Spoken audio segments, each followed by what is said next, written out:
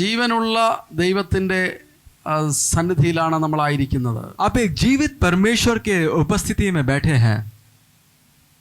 ലോകം എത്രയൊക്കെ പുരോഗമിച്ചാലും ഈ ദൈവത്തെ നമുക്ക് മാറ്റി നിർത്തുവാൻ കഴിയുകയില്ല. दुनिया कितना भी विकसित हो जाए लेकिन इस परमेश्वर को हम अलग नहीं कर सकते.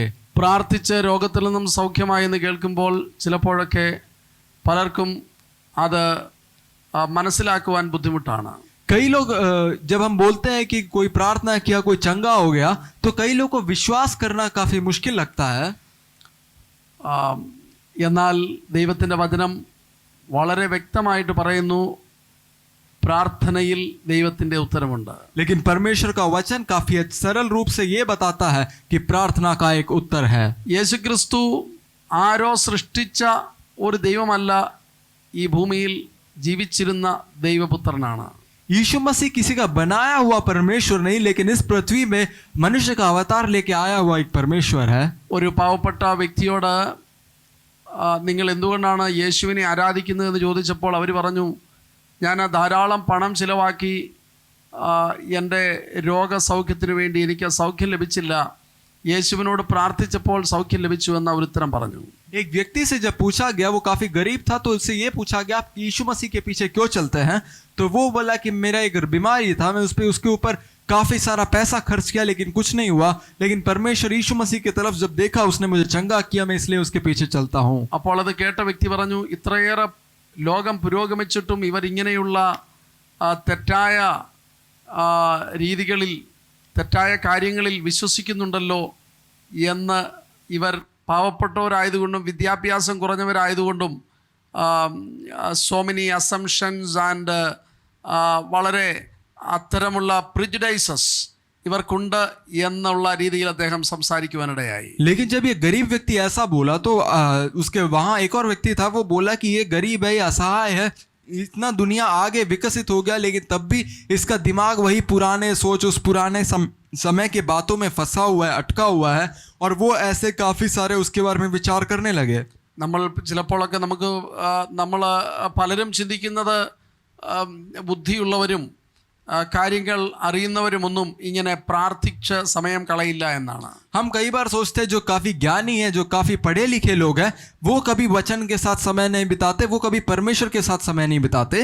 അതുകൊണ്ട് ദൈവത്തിൻ്റെ വചനത്തിൽ ഒരു വാക്യമുണ്ട്, ബുദ്ധിമാന്മാരെ ജ്ഞാനികളെ ലജ്ജിപ്പിക്കുവാൻ വേണ്ടി അവൻ ജ്ഞാനമില്ലാത്തതിനെ തിരഞ്ഞെടുത്തു. इसीलिए वचन में ऐसा एक वाक्य है, वो बुद्धिमानों को लज्जित करने के लिए परमेश्वर उस दुनिया के मूर्खों को चुना.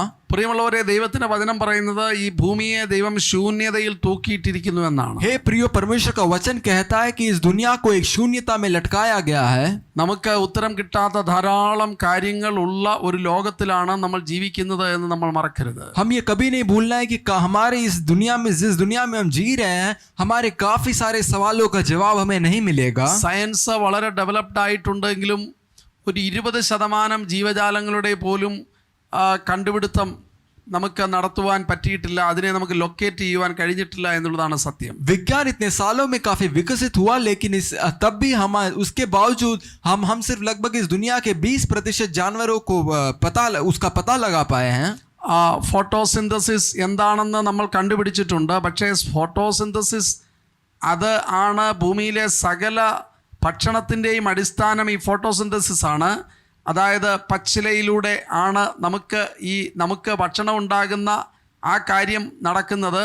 എന്നാൽ അത് നമ്മൾ ഉണ്ടാക്കിയൊരു കാര്യമല്ല, അത് നടക്കുന്നത് നമ്മൾ കണ്ടുപിടിച്ചു എന്ന് മാത്രമേ ഉള്ളൂ. फोटोसिंथेसिस नामक एक प्रक्रिया जो है वो ये होता है कि वो पत्ता जो सूरज का धूप से खाना बनाता है और उससे वो बढ़ता है और वो खाना हमें मिलता है. तो इस दुनिया का पूरे दुनिया का खाना और भोजन का जो नियंत्रण कर रहा है वो इस फोटोसिंथेसिस नामक ये चीज़ है, उसके द्वारा हो रहा है. हम इसे बनाए नहीं है, हम इसे सिर्फ पता कर लगा पाए हैं. അപ്പോൾ ഇത് മനുഷ്യൻ ഉണ്ടാക്കിയൊരു കാര്യമല്ല, മനുഷ്യൻ കണ്ടുപിടിച്ചു എന്ന് മാത്രമേ ഉള്ളൂ. അതില്ലായിരുന്നെങ്കിൽ ഭൂമിയിലെ സകല മനുഷ്യരും ഭക്ഷണമില്ലാതെ മരിച്ചേനെ. ये प्रक्रिया है, ये फोटोसिंथेसिस नामक जो प्रक्रिया है, ये सिर्फ हम पता लगाए हैं, ये हमने बनाया नहीं. लेकिन अगर ये नहीं होता, इस दुनिया में कोई भी इंसान जीवित नहीं रहता. ഈ ഭൂമി ഇങ്ങനെ ആയിരിക്കുന്നതിന് പിന്നിൽ there are so many more than 100 critical parameters ഉണ്ട്. അതായത് ഭൂമിയും സൂര്യനും തമ്മിലുള്ള അകലം അതിലൊരു പാരാമീറ്ററാണ്. അങ്ങനെ 100-ലധികം പാരാമീറ്റേഴ്സ് ഉണ്ട്. അതിലൊന്നെങ്കിലും അല്പമെങ്കിലും മാറിയിരുന്നെങ്കിൽ ഭൂമിയിൽ ജീവൻ നിലനിൽക്കയില്ലായിരുന്നു. ऐसे 100 मुख्य चीजें हैं जिसके द्वारा इस दुनिया में, इस पृथ्वी में जीवन बरकरार रखा हुआ है. इस जीवन यहाँ बरकरार चल रहा है. इसमें से ये 100 में से एक भी चीज अगर थोड़ा भी अलग हो जाता, थोड़ा भी बदल जाता, इस पृथ्वी पे यहाँ जीवन नहीं रहता. അപ്പോൾ നമ്മൾ ഇന്ന് കേൾക്കുന്ന സന്ദേശം, നമ്മൾ കേൾക്കുന്ന പാട്ടുകൾ, ഇതൊന്നും ഉത്തരങ്ങളില്ലാത്ത, കഴിവുകളില്ലാത്ത, ബുദ്ധിയില്ലാത്ത ആരുടെയോ ഒക്കെ മനസ്സിൽ ഉദിച്ച കാര്യങ്ങൾ അല്ല. നമ്മളെ സൃഷ്ടിച്ചവനായ ദൈവത്തോടുള്ള നമ്മുടെ പ്രാർത്ഥനയും നമ്മളെ സൃഷ്ടിച്ചവനായ ദൈവത്തിൻ്റെ സന്ദേശവുമൊക്കെയാണ്. ये जो यहाँ गाना चल रहा है, जहाँ वचन से बोल रहे हैं, यहाँ लोग जो गवाही दे रहे हैं, ये कोई मूर्ख नहीं है जो कुछ और नहीं कर रहे थे इसीलिए इसमें आए हुए हैं, लेकिन ये जीवित परमेश्वर का कलाम आपको पहुंचाने के लिए हम यहाँ बता रहे हैं. ഐസക് ന്യൂട്ടനെ പോലെയുള്ള ലോകപ്രശസ്തരായ ശാസ്ത്രജ്ഞന്മാർ ദൈവവിശ്വാസികളായിരുന്നു. आइजैक न्यूटन से लेकर कई सारे वैज्ञानिक वो परमेश्वर पर विश्वास करते थे. അതുകൊണ്ട് ഇന്ന് നമ്മളുടെ പ്രശ്നങ്ങൾക്ക് ഉത്തരം തരുവാൻ കഴിവുള്ള ഒരു ദൈവത്തിലാണ്, ആ ദൈവത്തെക്കുറിച്ചാണ് നമ്മൾ കേൾക്കുന്നത്. इसीलिए एक हमारा प्रश्नों का उत्तर देने वाला, हमारे समस्याओं के ऊपर उत्तर देने वाला ऐसा एक परमेश्वर के बारे में हम आज यहाँ देखते ഈ हैं. ഭൂമിയിലേക്ക് നമ്മൾ വന്നിരിക്കുന്നത് ഈ ഭൂമിയിൽ ജീവിച്ച് ഈ ഭൂമിയിൽ അവസാനിക്കുവാനല്ല.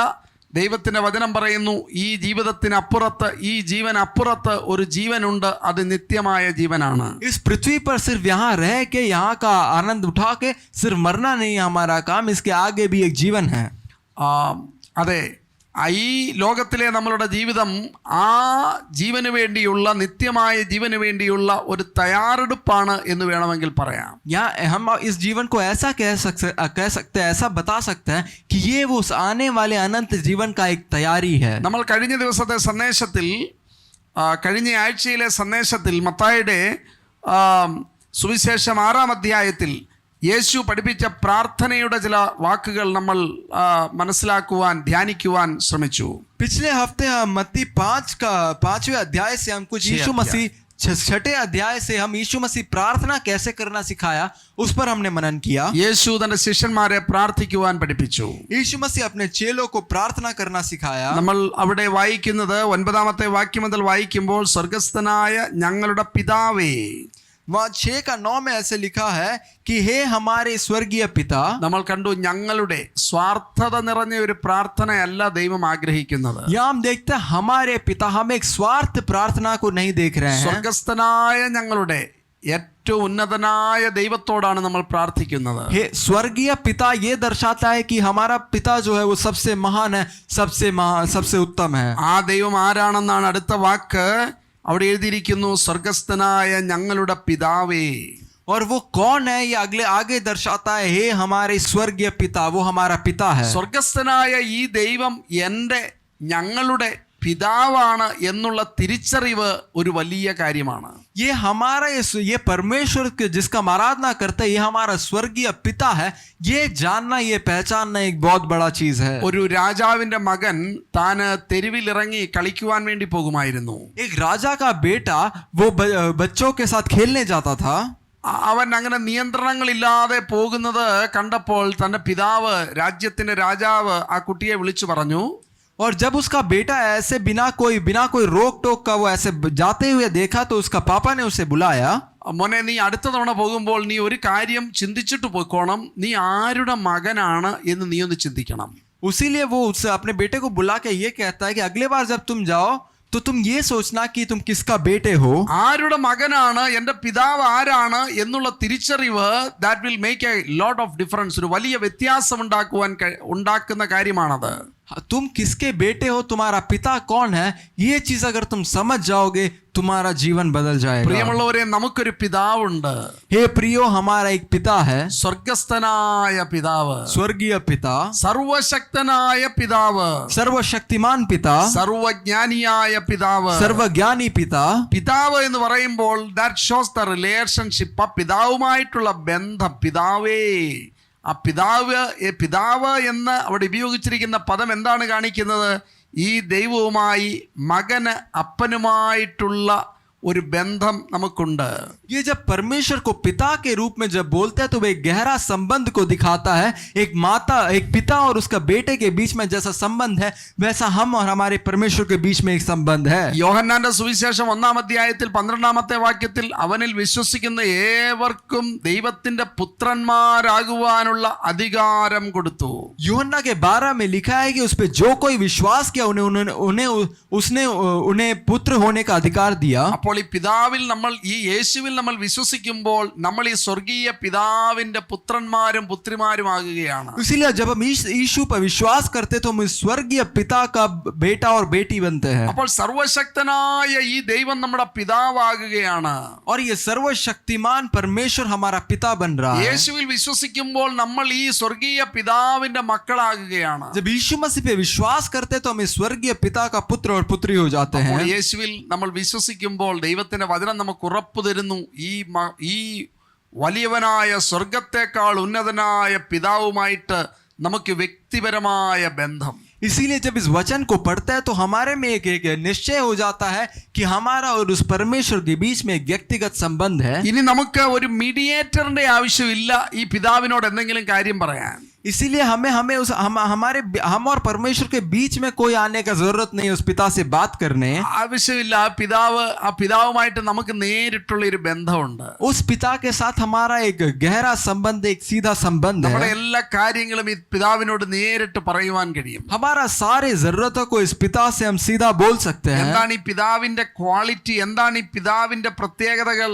इस पिता का गुण क्या है? സ്നേഹനിധിയായ പിതാവ്.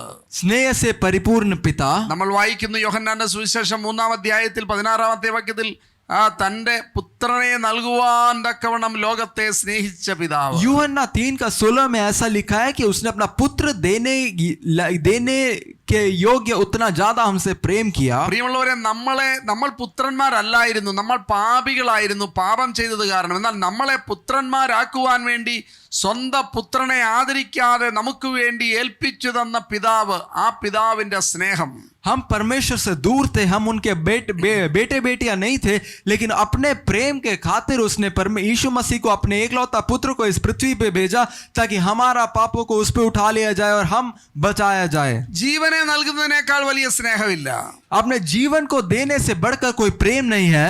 യേശു നമുക്ക് വേണ്ടി ജീവനെ നൽകി. यीशु मसीह हमारे लिए अपने जीवन को कुर्बान किया. യേശു ഈ ഗലാത്യ ലേഖനം 1-ാം അധ്യായത്തിൽ നമ്മൾ വായിക്കുന്നു 4-ാമത്തെ വാക്യത്തിൽ, ഓ അപ്പനെ ആപ്കോ ദേ ദി, യേശു തന്നെത്താൻ നമുക്ക് വേണ്ടി ഏൽപ്പിച്ചു തന്നു. ആരെങ്കിലും യേശുവിനെ നിർബന്ധിച്ചതുകൊണ്ടല്ല, ആ നിർബന്ധം യേശുവിൻ്റെ മേലുണ്ടായിരുന്നു. നമ്മളെ തൻ്റെ സഹോദരന്മാരാക്കുവാനായി യേശു തന്റെ ജീവനെ നമുക്ക് വേണ്ടി നൽകി. गलातियों 1:4 में लिखा है कि यीशु ने अपने आप को दे दिया. उस पे कोई जबरदस्ती नहीं था, लेकिन वो अपने आप को स्वयं दिया और ताकि वो हमें परमेश्वर में पुत्र पुत्रियां ठहराए. പിതാവായ ദൈവം നമ്മളെ സ്നേഹിച്ച് തന്റെ പുത്രനെ നമുക്ക് വേണ്ടി നൽകി. ये पिता परमेश्वर हमसे इतना प्रेम किया कि अपना एकलौता पुत्र को दे दिया. ഇന്ന് നമ്മൾ ഈപ്പൻ പാസ്റ്ററുടെ സാക്ഷ്യം കേട്ടു. തൻ്റെ മകൻ ഇലക്ട്രോക്യൂട്ടഡ് ആയപ്പോൾ, വൈദ്യുതാഘാതം ഏറ്റപ്പോൾ അത് തനിക്ക് എത്ര വലിയൊരു ആഘാതമാണ് നൽകിയത് എന്ന് നമ്മൾ കേട്ടു.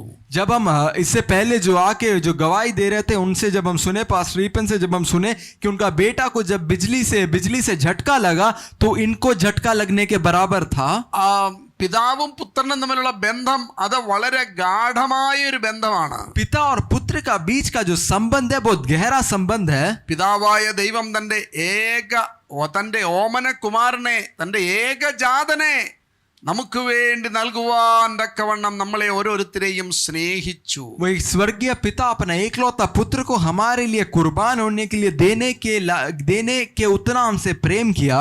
ആ സ്നേഹം നമ്മൾക്ക് അനുഭവിക്കുവാൻ കഴിയും.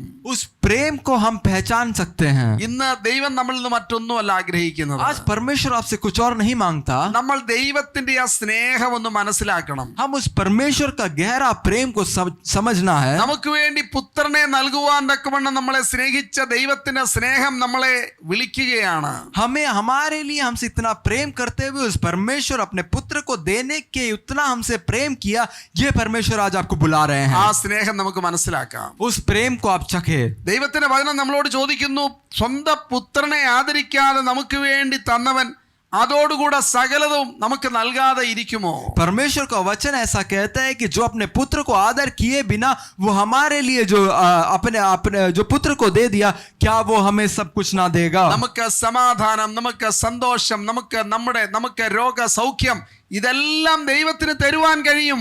हमारा परमेश्वर हमें शांति, समाधान और रोग से छुटकारा, बीमारियों से मुक्ति दे सकता है. ഇന്ന് ഈ കാര്യം നമ്മൾ മനസ്സിലാക്കണമെന്ന് ദൈവം ആഗ്രഹിക്കുന്നു. ഈ പിതാവ് നമ്മളെ സ്നേഹിക്കുന്നു. आज परमेश्वर आप ये चाहता है कि आप ये समझे कि ये परमेश्वर, ये पिता आपसे बहुत ज्यादा प्रेम करता है. അതിരുകളില്ലാത്ത സ്നേഹം, कोई सीमा से परे प्यार, അളക്കുവാൻ കഴിയാത്ത സ്നേഹം, ऐसा प्रेम जिसको नाप नहीं सकते, തുലനം ചെയ്യുവാൻ കഴിയാത്ത സ്നേഹം, जिसका कोई बराबरी नहीं कर सकते, ऐसा प्रेम. പലതരത്തിലുള്ള സ്നേഹങ്ങളുണ്ട്. कई अलग अलग तरह का प्रेम है. സഹോദരങ്ങൾ തമ്മിലുള്ള സ്നേഹം, भाइयों के बीच में प्रेम, ഭാര്യയും ഭർത്താവും തമ്മിലുള്ള സ്നേഹം. पति पत्नी के बीच में प्रेम. എന്നാൽ ഈ സ്നേഹം ഒന്നുമല്ല ദൈവത്തിന്റെ സ്നേഹം. लेकिन ये कोई प्रेम नहीं है परमेश्वर का प्रेम के तुलना में. അഗാപ്പേ ലവ്, ഒന്നും തിരിച്ച് ലഭിച്ചില്ലെങ്കിലും സ്നേഹിക്കുന്ന സ്നേഹം. वो अगापे प्यार, जिसको कुछ भी वापस ना मिले तब भी प्रेम करने वाला एक ऐसा प्यार. കാരണം ദൈവത്തിന്റെ വചനം പറയും, നമ്മൾ പാപികളായിരിക്കുമ്പോൾ തന്നെ നമ്മളെ കർത്താവ് സ്നേഹിച്ചു. क्योंकि परमेश्वर का वचन यूं कहता है कि जब हम पापी थे तो तब हमसे परमेश्वर ने प्रेम किया. ഓരോ പാപിയെയും സ്നേഹിക്കുന്ന സ്നേഹം, हर एक पापी से प्रेम करने वाला एक ऐसा प्यार. അപ്പോൾ ഈ പിതാവിന്റെ ഒന്നാമത്തെ ഗുണം എന്ന് പറയുന്നത് ദൈവം സ്നേഹം തന്നെ എന്ന് ദൈവത്തിന്റെ വചനത്തിൽ നമ്മൾ വായിക്കുന്നു. परमेश्वर का सबसे प्रमुख गुण ये है कि परमेश्वर प्रेम है. He is kind, നമ്മളോട് ദയ കാണിക്കുന്ന वो ദൈവം. दयालु परमेश्वर है.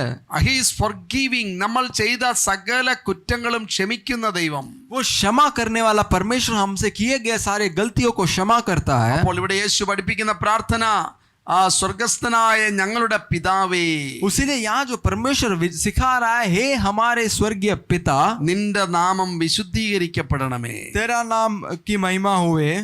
നിന്റെ നാമം നാം പവിത്ര ഹോ ജായേ, നിന്റെ നാമം വിശുദ്ധീകരിക്കപ്പെടണമേ. तेरा नाम पवित्र माना जाए. ദൈവം നമ്മളിൽ നിന്നും ആഗ്രഹിക്കുന്നത് നമ്മളിലൂടെ ദൈവനാമം വിശുദ്ധീകരിക്കപ്പെടണം. परमेश्वर हमसे ये चाहता है कि परमेश्वर का नाम हमारे द्वारा महिमा पाए, परमेश्वर का नाम हमारे द्वारा पवित्र माना जाए. യേശുവിനെ നമ്മൾ സ്നേഹിക്കുന്നുണ്ടെങ്കിൽ യേശു ആഗ്രഹിക്കുന്നത്, ദൈവം ആഗ്രഹിക്കുന്നത് നമ്മൾ വിശുദ്ധിയിൽ ജീവിക്കുന്നവരായിരിക്കും. अगर यीशु से आप प्रेम करते हैं तो यीशु ये चाहता है कि आप पवित्रता में जिए.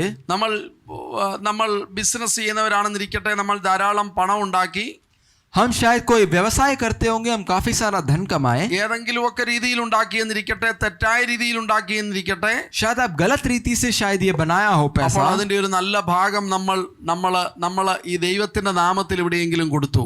शायद वो गलत रीति से कमाया हुआ पैसा का एक अच्छा भाग हम परमेश्वर के लिए दे दिए. ജോലി ചെയ്യുന്നവരാണെന്നിരിക്കട്ടെ, തെറ്റായ രീതിയിൽ പണം ഉണ്ടാക്കി, शायद कोई काम करने वाला वो गलत रीति से पैसा कमाया, അങ്ങനെ ഉണ്ടാക്കിയ പണത്തിന്റെ പകുതി ദൈവത്തിന്റെ പേരിൽ നമ്മൾ കൊടുത്തു. और ऐसा बनाया हुआ पैसा का आधा भाग परमेश्वर को दे दिए. ദൈവത്തിന് ഇഷ്ടപ്പെടുവോ? क्या ये परमेश्वर को पसंद होगा?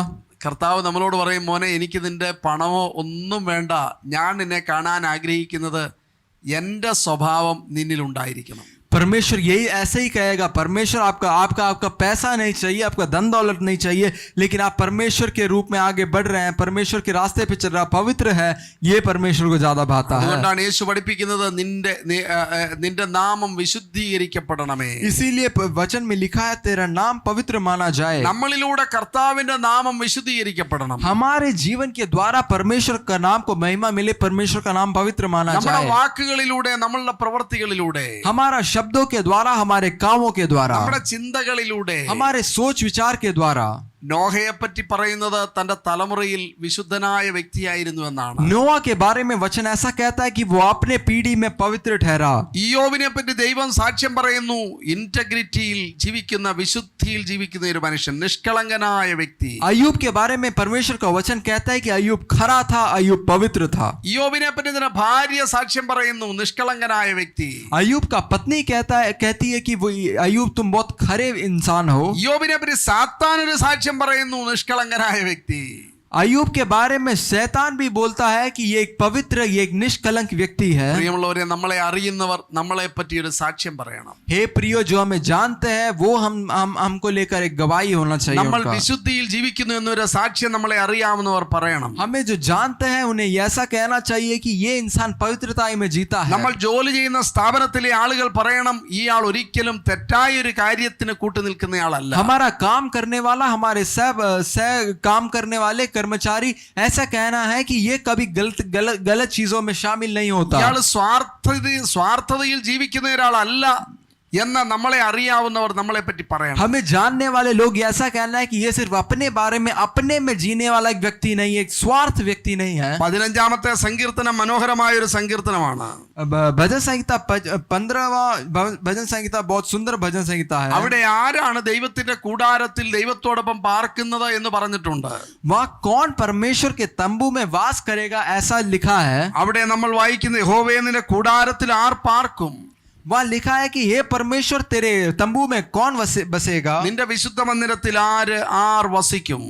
कौन तेरे पवित्र पर्वत पे कौन बसने पाएगा। ആര് ദൈവത്തോടൊപ്പം വസിക്കും. कौन परमेश्वर के साथ बसने पाएगा। അവിടെ എഴുതിയിരിക്കുന്നു, നിഷ്കളങ്കനായി നടക്കുന്നവർ, जो खराई से चलता है നീതി പ്രവർത്തിക്കുന്നവർ, और जो धर्म के काम करता है, ഹൃദയപൂർവം സത്യം സംസാരിക്കുന്നവർ. और जो हृदय से सच बोलता है। നമുക്ക് ദൈവത്തോടു കൂടെ നടക്കണം. हम परमेश्वर के साथ हमें चलना है। അങ്ങനെ നടക്കണമെങ്കിൽ നമ്മൾ വിശുദ്ധിയിൽ ജീവിക്കണം. और अगर ऐसे चलना है तो हमें पवित्रता में जीना है। നമുക്ക് നമ്മുടെ ഐഡന്റിറ്റി വിശുദ്ധിയായിരിക്കണം. हमारा पहचान पवित्रता होना है। പ്രിയമുള്ളവരെ, നമ്മളുടെ ജീവിതത്തെ പറ്റി, നമ്മളെ പറ്റി ദൈവത്തിന്റെ ഏറ്റവും വലിയ പ്രതീക്ഷ നമ്മൾ വിശുദ്ധിയിൽ ജീവിക്കണമെന്നാണ്. हे प्रियो, हमारे लिए परमेश्वर का जो सबसे उत्तम इच्छा है कि हम पवित्र जिए। സാധാരണഗതിയിൽ ജീവിതത്തിൽ വലിയ ഉയർച്ച, പ്രൊഫഷണൽ ഫീൽഡിൽ വലിയ ഉയർച്ച പ്രാപിച്ച ഒരു പിതാവുണ്ടെങ്കിൽ താൻ ആഗ്രഹിക്കുന്നത് എന്നെ പോലെയെങ്കിലും എൻ്റെ മകനാകണമെന്നായിരിക്കും. अगर एक पिता है जो अपने व्यवसाय में काफी उन्नति पाया तो वो यही चाहेगा कि मेरा बेटा भी बहुत अच्छा करे। അങ്ങനെയാണെങ്കിൽ ഈ പിതാവും ആഗ്രഹിക്കുന്നത് ഈ പിതാവിനെ പോലെ, ഈ പിതാവിന്റെ സ്വഭാവങ്ങൾ തന്റെ മക്കളിലും ഉണ്ടായിരിക്കണമെന്നാണ്. और ऐसा है तो ये पिता भी यही चाहता है कि अपना स्वभाव अपने बच्चों में पाया जाए। അതാണ് ഇവിടെ പറയുന്നത്, നിന്റെ നാമം എന്നിൽ വിശുദ്ധീകരിക്കപ്പെടണമേ. इसलिए यहाँ लिखा है कि आपका नाम पवित्र माना जाए, आपका नाम मेरे द्वारा पवित्र माना जाए। നിന്റെ നാമം വിശുദ്ധീകരിക്കപ്പെടണമേ എന്ന് പറയുമ്പോൾ നമ്മളിലൂടെ വിശുദ്ധീകരിക്കപ്പെടണം. जब यहाँ लिखा है आपका नाम पवित्र माना जाए, इसका मतलब है कि परमेश्वर का नाम हमारे द्वारा पवित्र माना ഈ जाए। 15ാം സങ്കീർത്തനത്തിന്റെ 2ാമത്തെ വാക്യം വായിക്കുമ്പോൾ അതിൽ 3-4 കാര്യങ്ങൾ നമ്മൾ കാണുന്നുണ്ട്. भजन संहिता 15 जब हम पढ़ेंगे तो हम 3-4 चीजें देखते हैं। നമ്മളുടെ നടപ്പിൽ നിഷ്കളങ്കരായിരിക്കണം. हम अपने चाल चलन में खरा होना है। നമ്മൾ നമ്മുടെ പ്രവൃത്തിയിൽ നീതിയുള്ളവരായിരിക്കണം. हम अपने कामों में धर्मी होना है। നമ്മുടെ ഹൃദയത്തിലെ വിചാരങ്ങൾ നേരുള്ളതായിരിക്കണം. हमारा हृदय का जो विचार है वो सही होना है। നമ്മുടെ സംസാരം വിശുദ്ധമായിരിക്കണം. हमारा बातचीत पवित्र होना है। നമുക്കത് ഓർത്തു വയ്ക്കുവാൻ എളുപ്പമാണ്. ये सोचना, ये याद करना बहुत आसान है। Our walk, our work, our talk and our thought. हमारा चलना, हमारा काम, हमारा बोलचाल, ये और हमारा चाल चलन। നമ്മളുടെ നടപ്പ് എന്ന് പറഞ്ഞാൽ നമ്മളുടെ ഡെയിലി ലൈഫ്. हमारा दिनचर्या हम जो कुछ करते हैं वो पहला है। നമ്മുടെ ഡൊമസ്റ്റിക് ലൈഫ്, നമ്മുടെ ഭവനത്തിലെ ജീവിതം, हमारा घर में कैसा हम जीते हैं ये जीवन, മറ്റാരും പുറത്താരും അറിയാത്ത നമ്മളുടെ ജീവിതം, हमारा कोई और नहीं जानने वाला ऐसा जीवन, മേക്കപ്പുകളൊന്നും ഇല്ലാത്ത, നമ്മളുടെ ആർട്ടിഫിഷ്യാലിറ്റി ഒന്നും ഇല്ലാത്ത നമ്മുടെ ഒറിജിനൽ ലൈഫ്, हमारा सच्चा जीवन जिसमें कुछ छुपाने, बिना कुछ पर्दा लगाया हुआ, അത് വിശുദ്ധമായിരിക്കണം. वो पवित्र होना है। അടുത്തത് നമ്മളുടെ വർക്ക്, നമ്മൾ വെളിയിൽ, നമ്മൾ വീടിന് പുറത്ത്, നമ്മൾ ആളുകളുമായി ഇടപെടുന്നിടത്ത് നമ്മൾ വിശുദ്ധരായിരിക്കണം. और दूसरा, हमारे कामों में हम जो लोगों से, अपने दोस्तों से, अपने जिससे भी हमारा संबंध है, जिससे भी हम मिलते हैं, उनके बीच में भी हम खड़ा होना है। നമ്മുടെ ഭവനത്തിന് പുറത്ത് നമ്മൾ വിശുദ്ധിക്ക് പ്രാധാന്യം हम കൊടുക്കുന്നവരായിരിക്കണം. अपने घर के बाहर भी पवित्रता को स्थान देने वाला, प्रथम स्थान देने वाला होना चाहिए। നമ്മളുടെ ഹൃദയത്തിൽ നമ്മൾ വിശുദ്ധിക്ക് പ്രാധാന്യം हम കൊടുക്കുന്നവരായിരിക്കണം. अपने हृदय में पवित्रता को एक मुख्य स्थान देना है। ആരും അറിയാത്ത നമ്മളുടെ സീക്രട്ട് ലൈഫ്, कोई नहीं जानने वाला ऐसा हमारा व्यक्तिगत जीवन, നമ്മുടെ ഭാര്യയോ ഭർത്താവോ കൂട്ടുകാരോ ഒന്നും അറിയാത്ത, നമ്മൾ മാത്രം അറിയുന്ന, ദൈവവും നമ്മളും മാത്രം അറിയുന്ന നമ്മളുടെ സീക്രട്ട് ലൈഫ്, നമ്മുടെ രഹസ്യ ജീവൻ. हमारा घर वाले कोई नहीं जानने वाला हमारा जो व्यक्तिगत जीवन है, हमारा रहस्यमय जीवन है, ये पवित्र होना है. അവിടെയും നമ്മൾ ദൈവത്തെ വിശദീകരിക്കുന്നവരായിരിക്കണം. और वहां भी आपके अपने जीवन में, आपका अपना पर्सनल लाइफ में आप पवित्र होना है. നമ്മളുടെ വാക്കുകളിലൂടെ നമ്മൾ ദൈവത്തെ വിശദീകരിക്കണം. पहला अपना जीवन से था, दूसरा अपने बातों से, अपना बातचीत में, अपने शब्दों से पवित्र, परमेश्वर का नाम का पवित्र करना है. ദൈവത്തിന്റെ വചനം പറയുന്നത് നാവ് വലിയ കാടിനെ കത്തിക്കുന്ന ഒരു തീ പോലെയുള്ള ഒരു കാര്യമാണ്. परमेश्वर का वचन कहता है कि आपका जीव में इतना सामर्थ्य है कि कई दूर दूर तक आग लगा सकता है. നമ്മളുടെ വാക്കുകൾ ശ്രദ്ധിക്കുന്നില്ല എങ്കിൽ കുടുംബ ബന്ധങ്ങൾ വരെ തകർന്നു പോകുവാൻ സാധ്യതയുണ്ട്. आप अपने शब्दों पे अगर ध्यान नहीं देंगे तो लोगों का घर का संबंध टूट जाएगा. നമ്മളുടെ വാക്കുകൾ നമ്മൾ ശ്രദ്ധിക്കുന്നില്ല എങ്കിൽ അത് വലിയ പ്രശ്നങ്ങളിലേക്ക് നീങ്ങുവാൻ സാധ്യതയുണ്ട്. अगर आप अपने शब्दों पे ध्यान नहीं देंगे तो काफी आगे जाके काफी बड़े समस्याओं में फंस सकते हैं. നമ്മൾ സംസാരിക്കുന്നതിന് മുൻപ് ചിന്തിക്കണം, ഇത് ഞാൻ ഈ പറയുന്നത് പ്രയോജനമുള്ള കാര്യമാണോ? जब आप कुछ बोलते हैं उससे पहले सोचना है कि ये कोई काम का बात है. ഞാൻ ഈ പറയുന്നത് സത്യമാണോ?